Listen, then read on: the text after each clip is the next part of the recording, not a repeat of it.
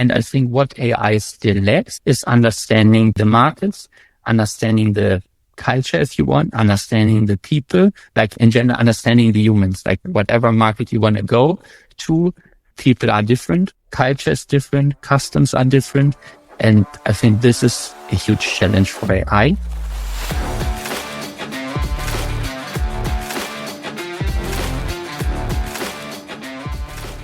Welcome to the Multilingual Content Podcast, where experts discuss international content management, product localization, and global expansion. I'm Katerina from Undertow. We create and manage localization programs for B2B SaaS companies so they can grow globally. Today, our founder, Nicola Calabrese, will be talking with Florian Müller, a digital strategy consultant based in Berlin who helps founders navigate go-to-market and AI adoption, from running country operations at Fiverr to launching his own startup in Mexico. They get into why localization is not translation, what AI can actually speed up in market expansion, and what it still can touch, and why the German market rewards patience over speed. Well, this is our last episode of the season. We will be back on September 14th. And starting next season, you can send us your questions at info@undertowlanguage.com. We may answer them on the show. Enjoy the summer and see you soon.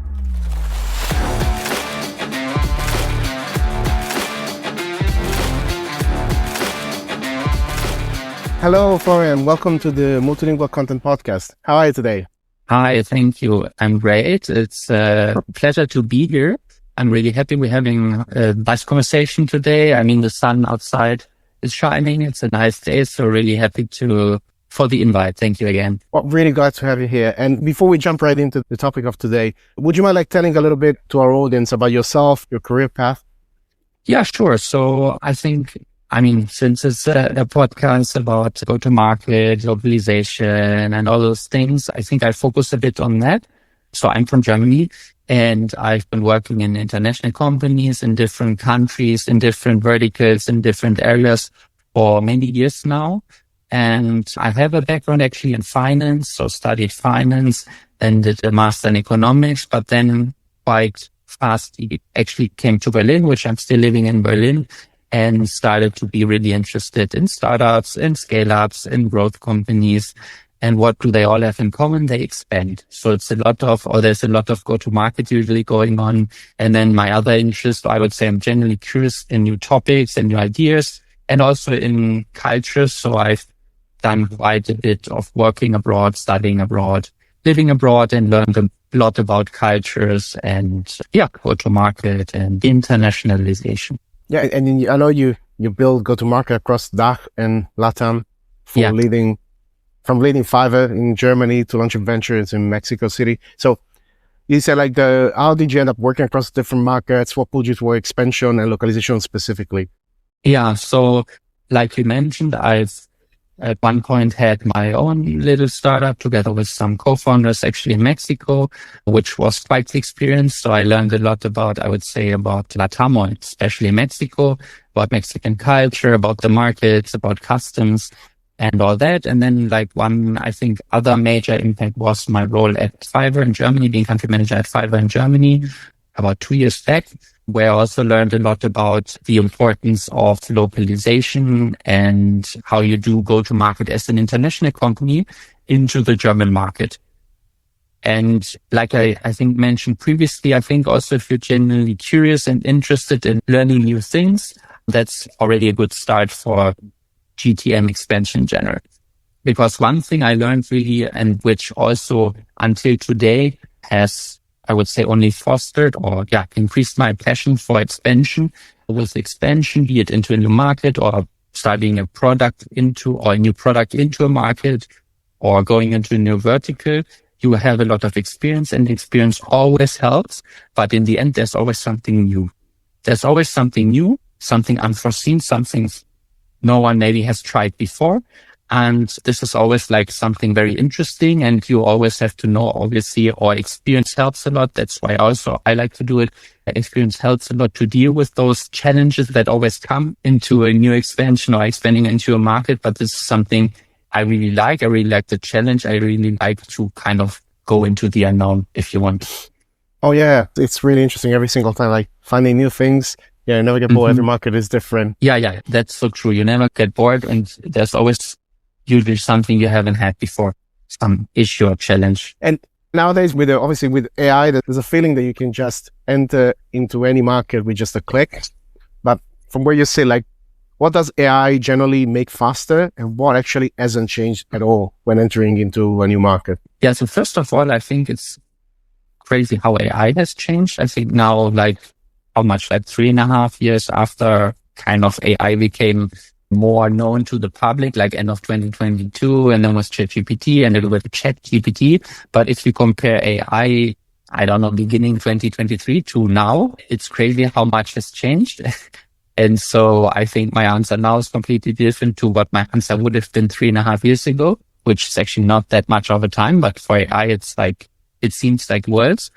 So I think AI definitely, there are two important things when it comes to go to market or to expansion in general. I think it's time to go to market and cost.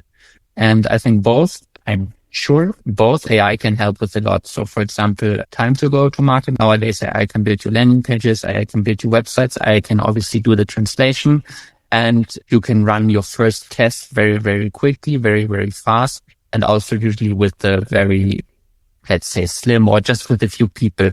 So I don't know, whereas maybe previously we needed several months to start a new market. Now, at least for testing and trying out first things, and also creating content and maybe doing some ads and testing the waters, I think AI is great. And then also later for scaling, like to building more landing pages, to building out the websites, to doing like especially also content, it's great. And obviously also it has reduced the cost a lot, since in the end, like AI does it for you, or I would rather say I does it with you, because if you just say I do it, also doesn't work. You always need like the human or someone in the loop who also does the QA, who writes like good prompts and all that. So there's still a lot of human power, so to speak, also involved. And I think what AI still lacks is understanding the markets, understanding the culture, if you want, understanding the people, like in general, understanding the humans, like whatever market you want to go to, people are different, culture is different, customs are different. And I think this is a huge challenge for AI. And this is where, like, in the end, also, like, let's say you and me come in, and we really help understanding, or maybe we know those markets, or we help understanding those markets. And this has also to do a lot, I think, still to do with like groundwork, really speaking to people, really understanding them, building partnerships, understanding what's working, what's not working. And this is something AI still lacks. Yeah, I mean, I agree. I think AI can really speed things up, but if you don't have like the basics and the, like putting it in AI terms, like in the proper context, you're not going to get the great results that you're expecting. So there's still like a lot of work and human work that isn't there. It's just changing how it is actually done. Yeah. But like for, like I said, like for a quick first test, and then like for especially like, and then later maybe to scale and stuff. So it's I would say AI is like a great extension companion, if you want. Yeah, absolutely. It can be an accelerator. Absolutely. Yeah. And you recently wrote that localization is not translation. I obviously agree wholeheartedly with that, but can you unpack that for someone who hasn't thought about it? Like when a company translates its website or a landing page, it assumes it has localized. What are they actually missing? Yeah, sure. So I mean, obviously it's like translation is a very big part of localization, but I would say, or it's just one part of localization, and maybe it's the most obvious. So I don't know, if you go to a different country and they speak a different language there, obviously first thing you would do is translate it and then think everything goes well. But localization is so much more, because let's maybe take an example. You have an ad and you run it in the US, and in the US, it's all about the momentum, about the trend, about I'm exaggerating a bit, but bigger is better. And then if you take that ad and you bring it to Germany and really just translate it, then it probably won't work, because, for example, the German market, it's a lot about trust. It's a lot about really understanding the product. It's a lot about like proof, and is it approved, and by whom is it approved? By a reputable institution, or maybe by a local company that has already approved it. So it's like let's say, trust versus, I don't know, trend and momentum. So then translation obviously is the first step, but then you might also think maybe I have to recreate or create, I maybe have a similar ad or take the main ad, but recreate it and adjust it to the needs. So localization is, like I said, yes, translation is part, but then it's like also, for example, your value proposition, right? So then you have to adjust. Going back to my example, for the German market, you have to adjust the value proposition and really emphasis on trust. You have to adjust the sales processes. I don't know. Let's have another example. So, for example, you have a book a demo, right? You have a book a demo and some B2B SaaS. And then in your general sales cycle, because you are in, let's say, you run something in Mexico, then maybe the second step is already book a demo. Right? Because it's all about relationship and you want to build the trust as soon as possible with the salesperson and maybe with the tech person also in the call, but really like have this maybe even in presence conversation or like we do now. So have that conversation. And then based on that trust and that relationship, everything goes faster. In Germany, maybe the book a demo would be wrong to have it like in step 2 because they want to have a case study by another company first to like read by themselves, like how did other companies do it? How other companies have done it? Maybe they want some testimonials from customers. Maybe they want to know, hey, is this GDPR compliant or not? So they want to know all those things before they even want to speak to like someone and book a demo. So that's why I'm saying translation is important. Of course it's important, but there's so much more involved. Adapting the messaging, adapting in this case as well, like the sales process. Maybe you have a longer sales cycle in Germany than in Mexico, or it's just different. It's just looking differently. Makes absolutely sense. And the cultural aspect as well, as you said, it's important. The testimonials, I usually say if you have, even in your website, obviously you can translate the testimonials that you got there, but if you have like local testimonials, it's even better. Even if they're not huge logos, especially markets like Germany, they tend to prefer to see like companies that maybe they don't look huge globally, but in Germany maybe are well known inside the niche that you're targeting. They can make a big difference because it's a strong trust signal in that market. So also, for example, obviously and then inside Germany, it also depends, right? So me, for example, living in Berlin, I kind of live in a startup and tech bubble. So companies are more, let's say, international, right? So if you then, as a, let's say, international company, you're into the market or you're already there, but you want to expand, and then your testimonials maybe have Meta, Google, I don't know, AWS, and then it's a tech company, then maybe the startup and scale-up companies from Berlin, they would be fine with it and they would say, okay, this is great because we know they are working with it, so it's all good. But then if you maybe go to South Germany, where it's maybe more traditional and there are a lot of SMBs and rather traditional companies, I think then it might probably work better if they also know Meta and Google, but they maybe want to have like, I don't know, a German car manufacturer like BMW who approves it, or maybe something more traditional. And so it always depends on, even inside Germany. I think you know what I mean, right? So it depends like in what area you are and what kind of clients you want to approach. Obviously, we discussed now a little bit the fact that maybe the German market is a little bit slower because obviously the trust that needs to be earned. People might be a little bit skeptical of new things. But for a foreign company, like somebody from outside of Germany that wants to move fast to enter the German market, building trust, how does it look in practice for you, apart from like trying to get testimonial for relevant companies? Is there anything else that you would advise to do to build trust, let's say, quickly? So if someone comes and says, let's do it quickly, I would try, or I would advise them that yes, obviously, also like we spoke about AI, we can start do some tests quickly. But I would say in general in Germany, it's more like a long run game. I think that's how you say it. Because also sometimes I've seen companies that maybe try to, I don't know, enter the German market and be successful here. And then, for example, they give up. But maybe if they had sticked around a little longer, the returns would have been really, really good. But since it's, so to speak, let's say it takes a little longer because people want to know maybe a bit more, or like I said, for example, want to know about the trust building, want to know, maybe have extra questions about like also education on the product. I mean, I don't know if you come with an energy drink. Okay, there's not much explaining to do. But another example is like when I was working at Fiverr, freelancing is not like a super new concept, but still rather traditional companies in Germany. They were always curious about, okay, how does this work? And one thing I think I haven't mentioned is also about like compliance and regulations and like legal stuff, call it legal stuff now, legal things. They always wanted to know like, what about GDPR? And today, I'm pretty sure they will ask about how does this, like, especially since if we talk about SaaS, usually most of the SaaS use some kind of AI also in their product now. So they will ask you, hey, what about the AI Act? Is this AI Act compliant? So they will ask you all those legal questions, which you will say, hey, but I'm doing go-to-market and legal is legal, but in the end it's not. But from the beginning, when you like say go to the German market, you should also have legal in mind, because you can be sure that in maybe even the first or at least the second conversation you will have those talks about, is it also legally compliant? Like I mentioned, for example, GDPR is a huge topic here, even though it's already been around for a while.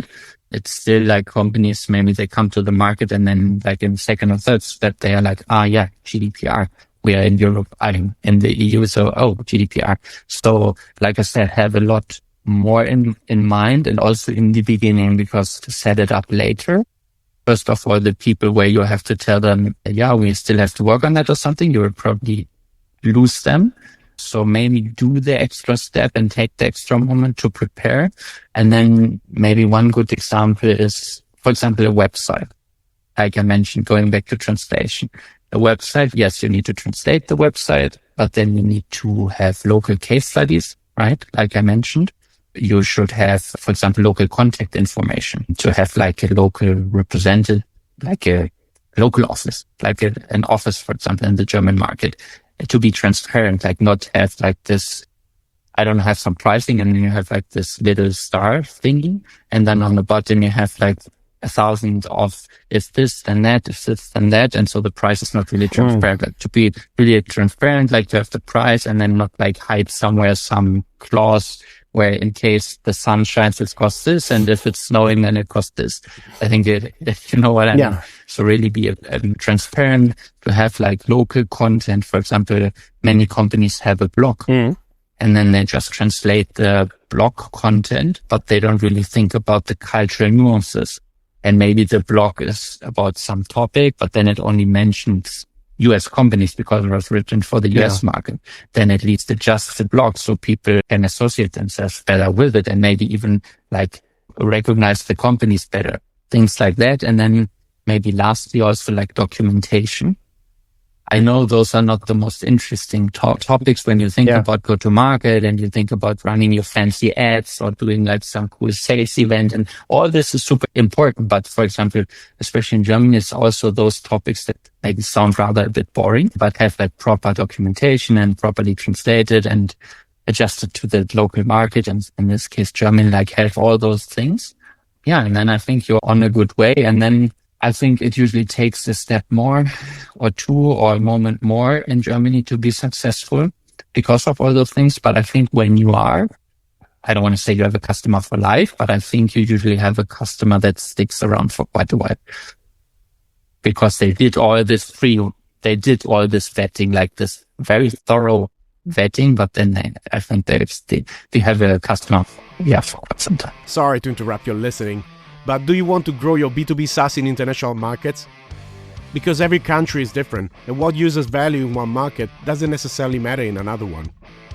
At Undertow, we help B2B SaaS companies like yours succeed in their international expansion. We create customized localization strategies that address the unique challenges of each market. In this way, you can effectively attract, engage, and convert customers worldwide. Visit undertowlanguages.com to find out more. And now back to the show. Yeah, and what you're saying, like he connects with, we usually call about, when you say the blog, maybe the blog, it's this content that is not relevant to the Germany, it's just relevant to the US. Also, I'm looking about the market maturity, like how new the product is in the market. So maybe you need more educational content rather than just clarifying why your product is better than the competition. Maybe the competition is like the status quo, like they're not really doing anything with that. They use maybe a spreadsheet or even pen and paper in some cases. Yeah. And obviously that makes sense. Like it's part of localization as well, like adapting to the local needs. And the documentation that you said, like what I see unfortunately often with SaaS is that the documentation, like the help center, It's really helpful to have it localized because that reduces as well the amounts of tickets that are raised and the support requests, especially for like basic stuff. Yeah. But if the UI element, the user interface elements are called differently from what people see on the platform, that's going to generate a lot of confusion. So it's all connected to the, like having a consistent experience for the local market, as much as you have a consistent experience for the, let's say, the home market. Imagine like in the US, you spend a lot of time to make sure that the English experience is amazing. And then sometimes like maybe you get a disjointed experience in the local market, like Germany in this example. Yeah. It makes sense because that builds trust as well. They can see they're valued. Yeah. Yeah, totally. So this I find always very interesting because then companies spend so much. So they have the perfect, let's say, English experience, and then they spend so much time and effort actually on getting case studies and maybe getting local testimonials, because all this is obviously work, because no one is like just saying, hey, I'm giving you a testimonial because I have so much time on my hand and let's just do a testimonial. So obviously it's a lot of relationship building, partnership management, etc. And then you have all this and you have a great website. And then, for example, yes, like you said, the help center, maybe it's still in English. Yeah. And maybe it's not adjusted, or for example, also customer support, especially like more traditional companies, they really appreciate the German speaking customer support. And then like they get like, let's say auto-generated responses in English, which then breaks the whole experience. And then I always think like, so interesting because people already spent so much time because they went like 80-90% of the way, but the last 10 that then in the end, unfortunately also breaks the experience, they kind of left out. And like with AI, obviously with AI, a lot of things can be automated partially or more than partially, but it really depends on the setup as well, how it is done. If everybody is doing their own thing, another thing that I see often, like the customer success team is doing their thing, marketing is doing their thing, and product a different one. You have everything again, all disjointed. I'm wondering, like, since you're really hands-on with AI right now, like you're vibe coding, creating agentic workflows, like what do you see AI really helping with market entry or localization efforts today? And where do you think people are over-trusting it? Like maybe they're relying a bit too much and not taking it back in their hand, some of the stuff that they should? Yeah, like you said. So I think like a lot of processes and a lot of automations, or I mean, and generally speaking, I think there's always anyway a fine line between automations and AI or AI automations. And sometimes it's not even clear if it's like just an automation or if it's like, obviously if an AI or LLM is involved, then it has something to do with AI. But sometimes I think also people overuse the word like and call it AI automation, even though it's maybe just an automation. But in one point, like, ChatGPT is going to ask the questions. So, but anyway, this is just me finding this interesting. But overall, I think like automations or those agentic workflows can especially help a lot. Like you said, I think it's pretty already approved, like in customer support and maybe also customer success, but more in customer support. And also like even with like the translating the part of the localization, you can like build workflows there, automate most of the customer support. I think this works quite well also in sales. I think like we build out those sales processes. I think like, I don't know, book a demo recently I would have said usually it should still be done by a person. Now I think like, I don't know, maybe this year or like, because AI is evolving so rapidly, even I have done some kind of interviews sometimes because I'm curious with an AI and sometimes they're actually not that bad. But then I would also say again, this also heavily depends on the country. So for example, like I mentioned previously in Mexico, it's a lot about relationship building. So I would still stick to a person, but maybe in other countries, maybe the US is already ready for having AI sales representative helping them through the process or doing the book a demo, and only then maybe have some representative if someone wants. So it always depends on like how the culture or the company or the culture or the country embraces AI. Where in Europe, I think we are always a bit, so the US embraces it faster than in Europe, for example. But I think that can also help a lot. And even, which is interesting. So that's why I'm kind of shifting my opinion, because I recently spoke to a friend and he works in a very, I would say, rather traditional sector in Germany. And even they were already starting to test AI phone calls. Like having an AI basically answering like if someone wants customer support via telephone. So I was like, wow, this is interesting because this is a rather traditional field where he works in. And I was like, okay, interesting. So maybe it's already further than I anticipated.